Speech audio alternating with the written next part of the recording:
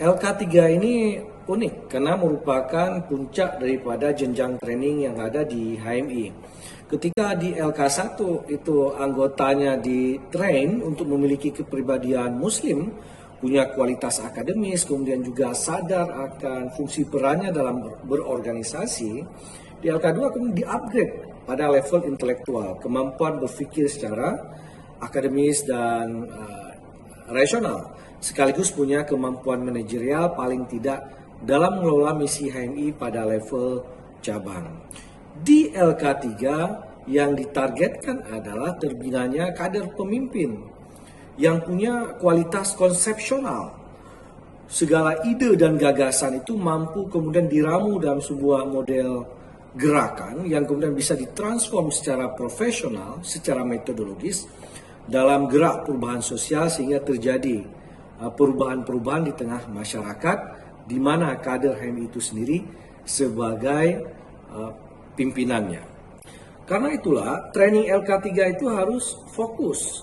Sejak awal peserta dibawa alam kesadarannya kepada berpikir tentang membangun gerakan, termasuk saat menyusun tulisan ilmiah yang tidak lagi tentunya bersifat jurnal yang terlalu tinggi dan mengambang, tetapi langsung pada penyusunan proposal gerakan, mendesain gerakan yang kemudian itu dipresentasikan, dibahas, dikaji secara khusus dalam training, dan kemudian juga di akhirnya ada penajaman-penajaman tentang bagaimana dia akan menerapkan ini pasca LK3.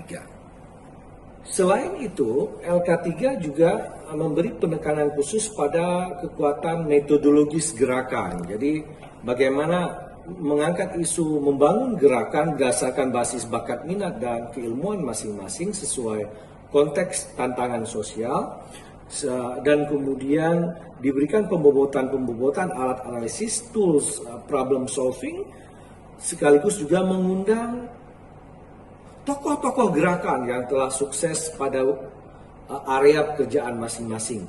Bagaimana kemudian mereka menyerap spirit, model gerakan, kemudian juga nilai-nilai yang dianut, kemudian juga berbagai hal yang mereka bisa belajar supaya mereplika atau merumuskan cara-cara baru untuk mereka bergerak di tengah masyarakat untuk menentaskan isu-isu tertentu.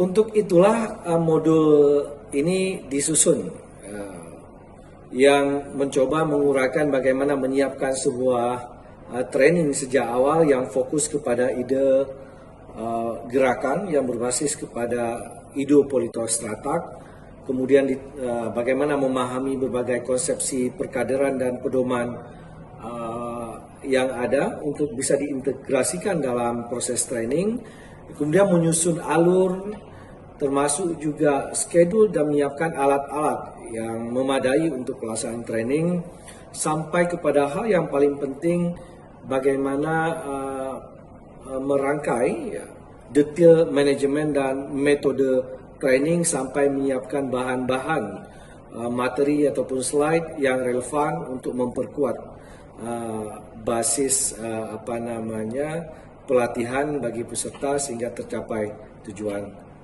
LK3.